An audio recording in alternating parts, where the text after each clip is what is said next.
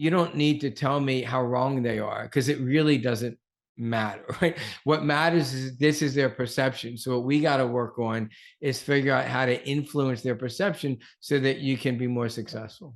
Humility in business. What does that even mean? And how do you know when you have it or don't have it? You might also be thinking, does showing humility mean that people think you lack confidence or conviction? In this episode, we'll answer these important questions that shape your impact as a leader. So welcome, Jeff Kaplan. How are you? Good. How you doing today, Raj? I'm doing fantastic. And I love our topic today of humility. It's a really interesting topic because, sometimes you work with people have a lot of humility, and sometimes, boy, they don't. So what we're going to talk about today is humility, what it is, how do you know when it's there, how do you know when it's not there, and does it mean that you're lacking confidence in some way if you are very humble? And then, of course, the topics that you'd mentioned, we're going to go into as well, like what can get in the way and how do you develop humility? So, Jeff, let's talk about what humility is first. I tell you what, it's not narcissism, right? Okay. So, the way I look at humility, it's recognizing that it's serving something bigger than one's small ego, right? Oneself, right? So, for example, somebody who's humble seeks to, serve and support others, or seeks to serve and support the organization.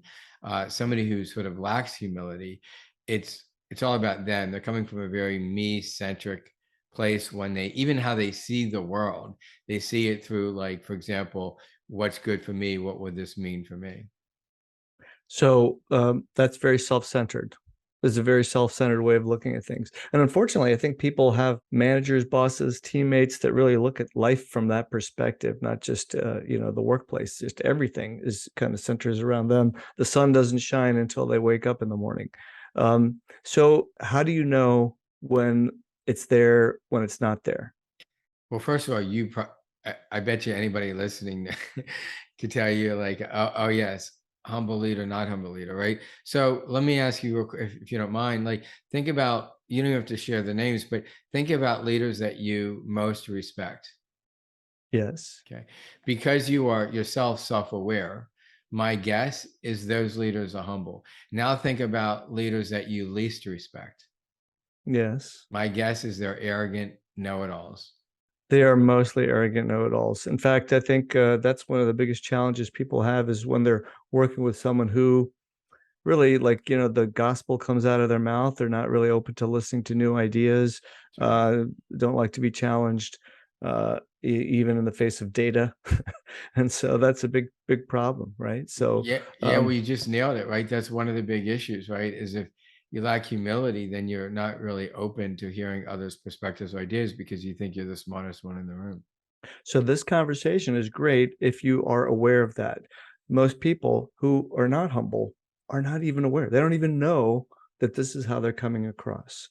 So if we happen to have anybody like that listening, and maybe there are elements to our own personalities, maybe in some situations I am humble, in other situations less so.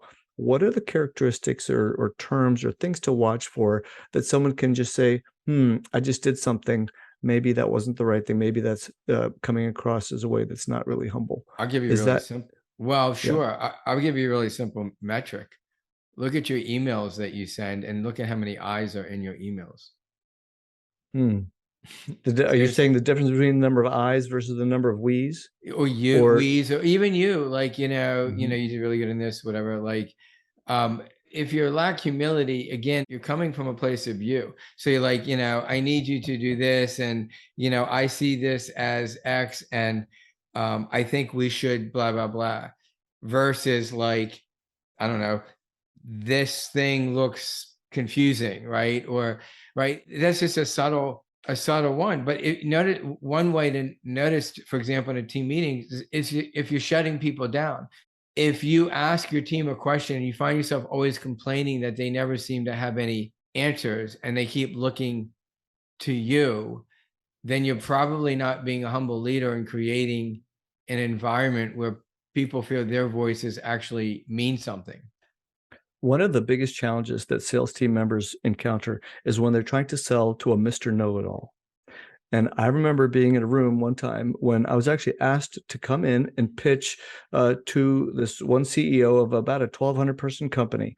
And I started talking about the benefits of things, and he had an answer for everything, shut me off at every corner.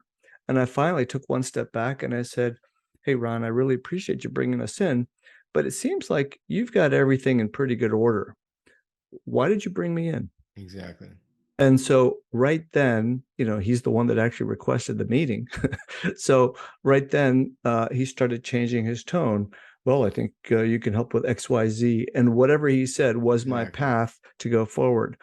Not everybody's going to be in that situation. I mean, I was in a situation where the CEO had invited me to present because he'd heard of our reputation. But the other situations is maybe when a salesperson is talking to a Mr. Know-it-all, and the salesperson has set up the meeting. How do you deal with that? What kind of ways can someone soften that aggressive mindset that the know-it-all's got? Yeah, well, you just did it. You flipped the baton onto them. If you're holding on to one end of the baton and they have to prove that they know more than you, you're going down the wrong alley. And so you flip it. Like, one of the things I often do is, look, you're really smart. Tell me, what do you think is missing? Or, and first, by the way, often they first need to be acknowledged how smart they are. Like I say, look, Yeah. you're smart, you're creative, resourceful. You've done A, B, and C. You've been hugely successful here. Where do you think your weakest link is? Right. So you have to, right. You have to make the correction thing really small comparatively to this acknowledgement of like how successful you've been, right? Like, and then, I think you could be like, you've been more successful than pretty much anybody in your company, right? Sometimes, I might exaggerate just slightly, right? To meet them where they're at, and then say, what would it take to get to that next level, kind of thing. That's a great point. And I think, now that you mention it, I've used that strategy, maybe subconsciously, but very successfully, is that when you're dealing with that person who does not have any sense of humility, when they are the Mr. Know-it-all, uh, you flatter them. Yes, Yeah. acknowledge it first. If it seems like false flattery, right, that could trigger them. But to your point, right, you really, and this is important. You really want to train yourself to look for what's right about them, right, where they've been successful. So it's truly aligning with them in that moment. Like, look how amazing you are. And then it's like pointing, like, wow, you're so amazing, you're so amazing, right? And really feeling it, right? And then pointing over here and going, what about this piece, right? Like, for example, when I give 360 feedback, sometimes obviously the arrogant know-it-alls like have a hard time, when they learn that not everybody thinks that they're as smart as they think they themselves are, right? And so I really do a lot of qualifying with, look, you don't need to tell me how wrong they are because it really doesn't matter, right? What matters is this is their perception. So what we got to work on is figure out how to influence their perception so that you can be more successful. Yeah. And I think the strategy of telling someone when you see that they've done something pretty good, regardless of whether they're Exactly. humble or not, is Exactly. actually a good approach to just life in general, quite frankly. And I It, think when you practice that in your everyday life, it becomes a exactly. lot easier in situations where it may carry more weight, like having to do that. Yeah, well, you're That's right. so on point, Raj. The old way of giving feedback used to be the sandwich method. You give them Yeah. something Yeah. positive, negative, and positive, and everybody sees right through that. They're just waiting for you to hurry up and get to the negative, Yeah. and then they disregard the last positive as well. Right. And Yeah. so, right, so when you're regularly acknowledging other people and providing that positive feedback, when you do have to give them critical feedback, they're more likely to hear it because they're less defensive because they're not feeling it's a full attack on their whole ego. Yeah. Yeah. And so, in my experience, some of the phrasings that people could use as takeaways could be things like, "I really like the way you fill in the blank," right? Um, Eye-centric. what's So that? You said, even more powerful is you really captured the essence of that message. That's a in, good way to break in that this up. That's a document. good way because yeah, the way I phrased it, I started with the word I. So I made it like, oh, I think so. But then like back off. Wait a minute, Raj, that's not actually the better way. The better way, I like the way you phrased it, is you really captured the essence of this critical component in the process. Correct. And I just want to do something. I want to people, even those that are humble, may use I because they're trying to qualify their statement. I, Raj, recognize that this is just my view. But you cut that out completely because you're still putting I in, you're still putting yourself in the message. The I is implicit. Like obviously it's your opinion, right? But it's so much more powerful to say you really captured that message or that purpose or whatever it is. Like that's going to have long tail rewards. Now, I'm going to qualify that just a little bit more. Okay. So, because there's one area of using the I or me that I've found to be pretty effective. And that is when I'm trying to explain something to somebody and I don't want to say, you need to be doing this. Right. What I've found works better is when I say, in my experience, when I have done this, this has been a good way. And that kind of, it gives them a little bit of a I don't know. It just feels a little bit softer. I found that to be really effective. I don't know. What are your thoughts on that? Well, so I call that the hang with me, Raj. You're brilliant, and this is why you always have so much to add when we talk. Um, the dummy's way of providing feedback, right? Everyone looks for a way to sort of soften it, right? And so, my opinion, but here's another way to do it. Just frame it with, this is something that I got from one of my clients when a wife or coworker starts sharing something. Do you want me to listen, share, or solve? So if it's you want me to listen, then don't then go with, in my experience, I have tried this and I found it to be successful, right? If you want me to share, then wow, like I can really relate to that. Like I had an experience like that as well. And then I would stop there. If they said, well, what did you do? Now they're actually asking you to solve, right? Or right out the gate, if they want you to solve, then I go with exactly what you just said, right? Like even then, you still want to like not make it like, well, you're an idiot, you don't know what you're doing, right? So even when you solve, you could say, well, I had a situation very similar, it's different in this way, but and one of the things I tried was, was X. Actually, what you said just now, I mean, the way I see it is they're related. Like if I say in my experience I've done this, or a situation that happened to me was, I feel like they're very related. And I know that in professional coaching environments, like I was part of Vistage for 12 years when I was CEO, and I know others like Entrepreneur Organization, others, they actually use that as the framework for how you give feedback to other members in the group during a session. And so I got to say, I found that to be really effective because you're not getting sort of, lack of a better word, being preached at. You're actually learning through an example. And I find that when someone paints their own picture, you can learn from that picture because you sort of see elements of your life playing out in someone else's story. Yes, but to not generalize, there was two things in that Vistage that made that palpable.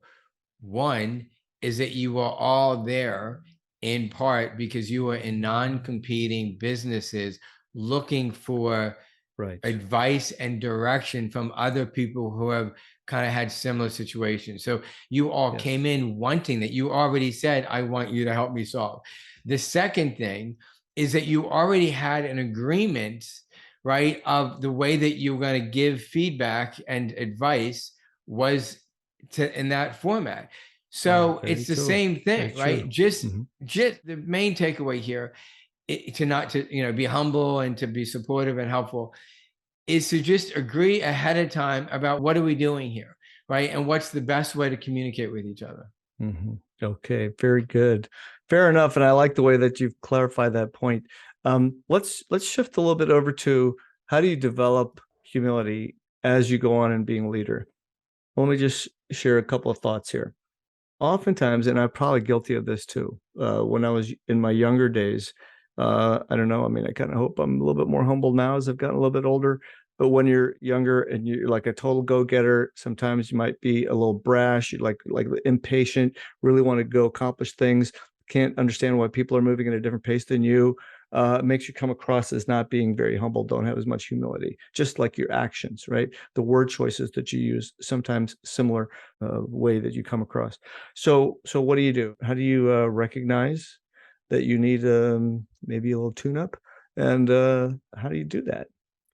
They're gonna give you a quick story. Yeah. Yeah, you're like, yeah, as you look at the time. So, so a very quick story. Dr. Nansuk Park, she's a leader in the world of positive psychology. She shared a story about 11 years ago in a program I was part of, attended, where when she was in kindergarten, she noticed that the boy in front of her didn't have a lunch.